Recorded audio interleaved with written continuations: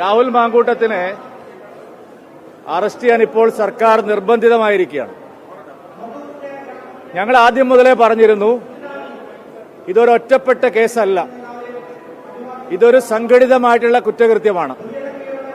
ഒട്ടേറെ കോൺഗ്രസ് നേതാക്കൾക്ക് പ്രത്യക്ഷമായും പരോക്ഷമായും ഈ കേസുമായി ബന്ധമുണ്ട്. 15-ലധികം പരാതികൾ മുഖ്യമന്ത്രിയുടെ ഓഫീസിൽ തന്നെ കെട്ടിക്കിടക്കുകയാണ്.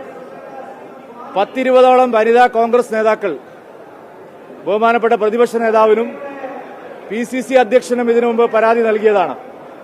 പക്ഷെ ആ പരാതികളൊന്നും വെളിച്ചം കണ്ടില്ല. ഇതിപ്പോൾ അതിജീവിത തന്നെ ശാസ്ത്രീയമായ തെളിവുകളെല്ലാം ശേഖരിച്ച് നൽകിയ പരാതി ആയതുകൊണ്ട് മാത്രമാണ് സർക്കാരിന് അറസ്റ്റ് ചെയ്യേണ്ടി വന്നത്. കഴിഞ്ഞ തവണ മുൻകൂർ ജാമ്യം കിട്ടിയത് കേരള പോലീസിന്റെ സഹായത്തോടു കൂടിയാണ്. രാഹുൽ മാങ്കൂട്ടത്തിനെ ട്രേസ് ചെയ്ത അല്ലെങ്കിൽ ചേസ് ചെയ്ത പോലീസുകാർ തന്നെ അത് മുഴുവൻ വിവരങ്ങളും ചോർത്തി കൊടുത്തിട്ടുണ്ടായി. വളരെ ശക്തമായിട്ടുള്ള പിന്തുണ ആഭ്യന്തര വകുപ്പിന്റെ ഭാഗത്തു നിന്നും ഉണ്ടായിട്ടുണ്ട്, കോൺഗ്രസ് പാർട്ടിയിൽ നിന്നും ഉണ്ടായിട്ടുണ്ട്. അതുകൊണ്ട് ഈ അറസ്റ്റ് സർക്കാരിന്റെ എന്തെങ്കിലും ഒരു നേട്ടമായി ഞാൻ കാണുന്നില്ല. സർക്കാർ നിർബന്ധിതമായതാണ്. ഇതിനേക്കാൾ ഗുരുതരമായ കേസുകൾ, കുറ്റകൃത്യങ്ങൾ രാഹുൽ മാങ്കൂട്ടത്തിന്റെ പേരിൽ നേരത്തെയുണ്ട്. മുഖ്യമന്ത്രിയുടെ ഓഫീസും ആഭ്യന്തര വകുപ്പും അതിന് മുകളിൽ അടയിരിക്കുകയായിരുന്നു.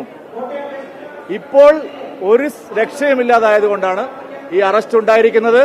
കേരളത്തിൽ സ്ത്രീ സുരക്ഷ എന്നുള്ളത് ഏറ്റവും വലിയ തെളിവാണിത്.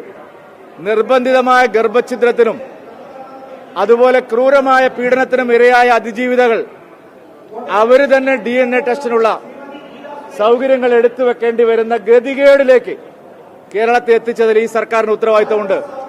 ഇതാണോ സർക്കാരിന്റെ സ്ത്രീ സുരക്ഷ എന്നുള്ള ചോദ്യമാണ് ഉയരുന്നത്. ഞങ്ങൾ ഈ കേസിൽ ആദ്യം മുതലേ തന്നെ പറഞ്ഞിട്ടുണ്ട്, ഇതൊരു ഓർഗനൈസ്ഡ് ക്രൈമാണ്.